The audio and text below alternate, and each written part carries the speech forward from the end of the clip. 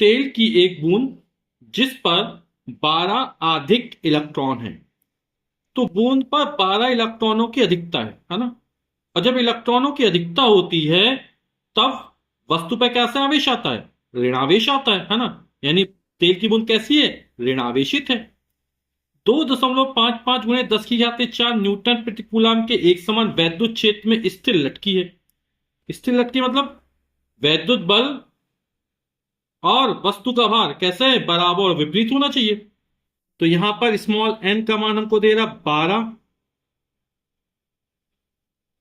वैद्युत क्षेत्र तीव्रता ई का मान हमको दे रहा है 2.55 गुणे 10 की घात 4 न्यूटन प्रति कूलम, है ना।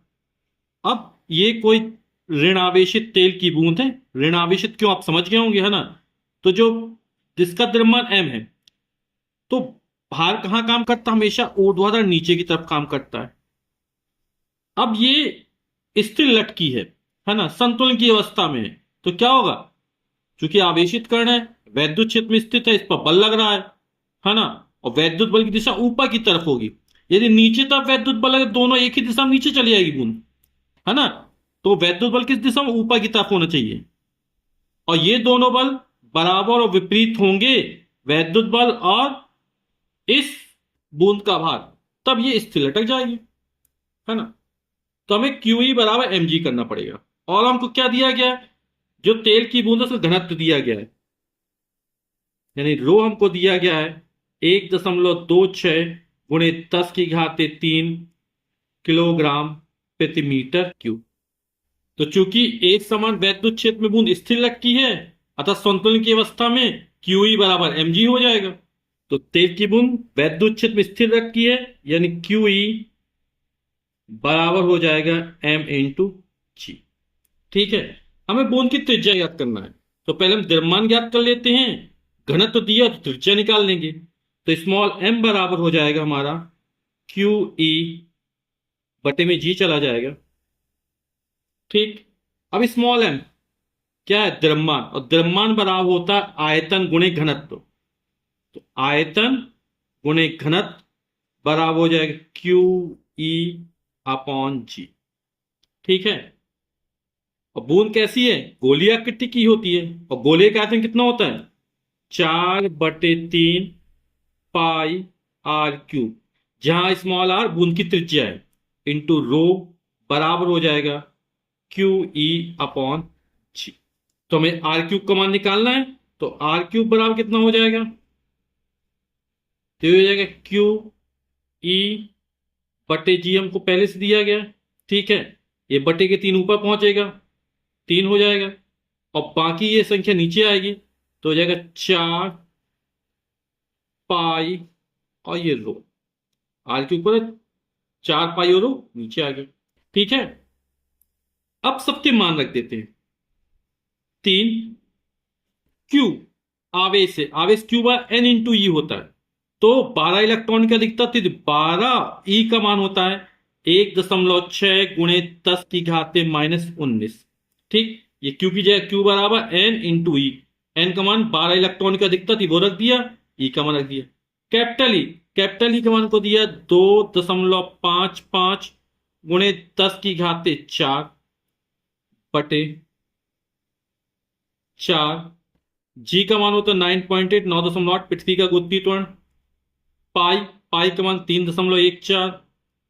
और रो, तेल का घनत्व तुमको दिया गया है 1.26 गुणे 10 की घात 3 किलोग्राम प्रति मीटर क्यूब। 4 एकम 4, 4 तिया 12, 3 बार जाएगा। और 3 में 3 का और 3 तिरका 9 हो जाएगा। 4 तिया 12, 3 3 तिरका 9 हो गया। ठीक। गुणे 1.6 गुणा 2.55। ठीक। गुणे 10 की घात -19 है, और ये 4 है। 10 की घात गुणा होगा, आधार समान घातें जोड़ेंगी। तो -19 से जब प्लस का 4 जोड़ेंगे कितना बचेगा? -15 बटे, यहां से बचेगा 4 तिया 4 कट गया था, यहां से बचा 9.8 गुणा 3.14 गुणा 1.26 और 10 की घात 3 इसको ऊपर ले जाएंगे, कितना हो जाएगा? 10 की घाते -3 हो जाएगा। अब 9 गुणे 1.6 गुणे 2.55 करेंगे और इसका भाग करेंगे, तो इस पूरे का जो मान निकलेगा वो निकलेगा 0.947 गुणे 10 की घाते -15 और -3 हो जाएगा -18। ठीक है, ये r³ का मान निकला।